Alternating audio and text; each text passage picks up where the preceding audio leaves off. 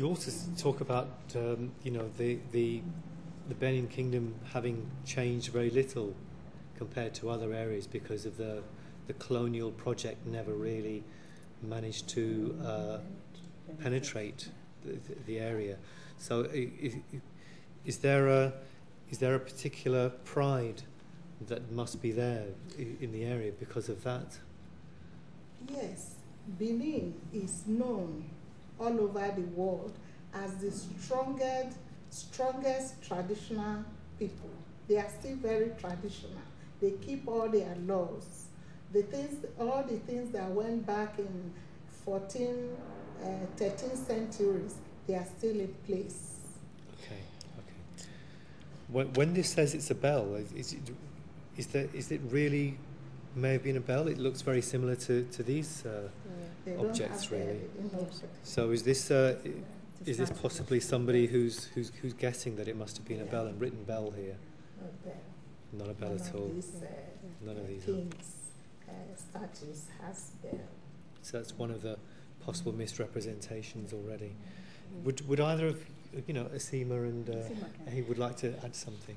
Well, I'd just like to say that in Nigeria, during the period she was talking about, there were Nigeria was divided into various regions, and there were various kingdoms. During that period, you had the Sokoto Caliphate, the northern part of Nigeria, which is predominantly Hausas and Nupes. And you had, in the west, you had the Yorubas, the Oyo Kingdom, which was a very powerful and strong kingdom in the west at that time. The Benin Kingdom was in the midwestern region of, part of the country. And you also had, the Wari Kingdom, which was believed to be people from the Wari Kingdom were descendants from the Benin Kingdom. The person who founded the Wari Kingdom was, a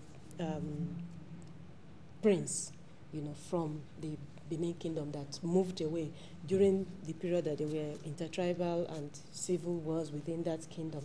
He moved away, for his safety, and his followers moved with him, traveled along the coastal region and settled in the present-day Wari area, and he founded that Benin. So there were different kingdoms at that time. The Benin people, the Benin Kingdom was a very prominent and powerful kingdom, and I think what she mentioned about, what Abby mentioned about the kingdom being, still remaining the same today. Mm-hmm. She is referring to the cultural strength of that area, because the Benin Kingdom has retained most of its, cultural values, both in terms of religious symbols. What the kingship meant to the people. There are still is a strong unifying force there between, the kingship, the kingdom, the Obas, and the people that they represent, because the Oba was a very powerful ruler, not just politically, but spiritually in the lives of the Benin people. And that influence is still there, even today.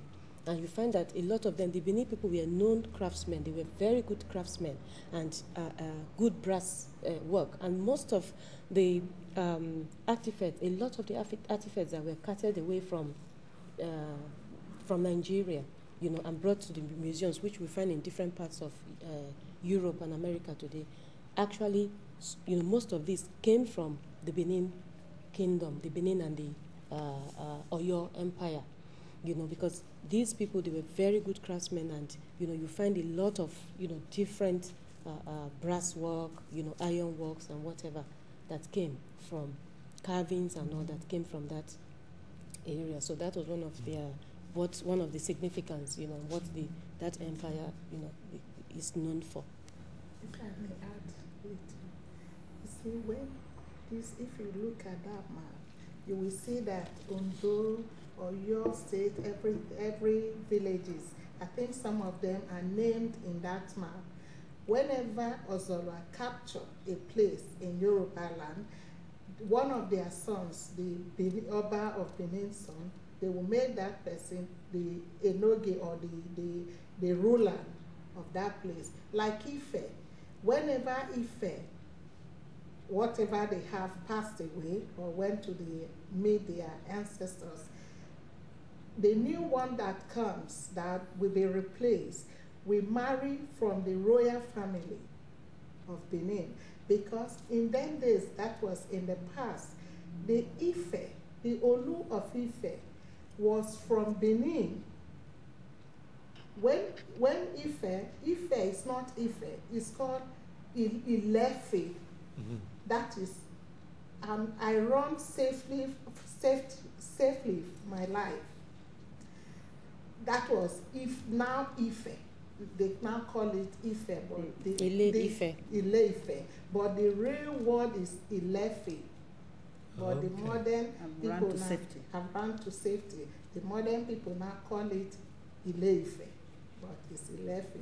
When Ilefe was captured, it's a beautiful land, and the other rested there, spent a night. It was very peaceful for him. There was no hitches, there was nothing, there was no conspiracy to kill. Then when they returned home, they discussed it. They used one of their brothers to be the king there. That is why the king of Ile-Ife must marry from the royal family. The senior wife is always from Benin to retain that kingship of Ile-Ife. Ibadan is another place, popular place. When Ibadan was captured, you see the people, they were drinking, talking, they forget about their home. They forgot that we go back to Benin. They started waiting for them, looking for them. It took them 7 years. When they went to Ibadan, they were there drinking. They say, Ibadan, you know, Ava Ziba. Ibana Vaserima. Oh, these bad children. So you are drinking, throwing bottles all around. Then now they turned that place to Ibadan. But the name is, you know, like boys playing games, playing silly games. They use that word, but they later changed it to Ibadan.